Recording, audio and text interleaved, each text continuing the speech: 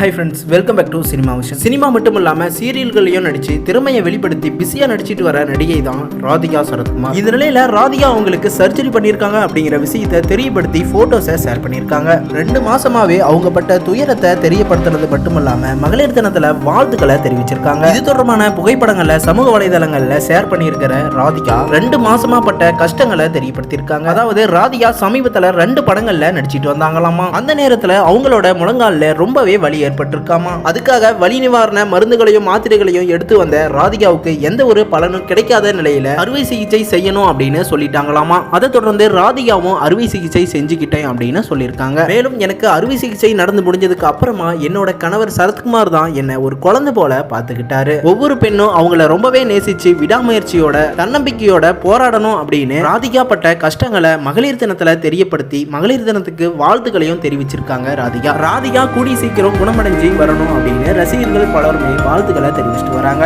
இது போன்ற ட்ரெண்டிங்கான அப்டேட் நியூஸ் தெரிஞ்சுக்க சேனலை சப்ஸ்கிரைப் பண்ணிட்டு பெல் ஐக்கனையும் கிளிக் பண்ணிக்கோங்க.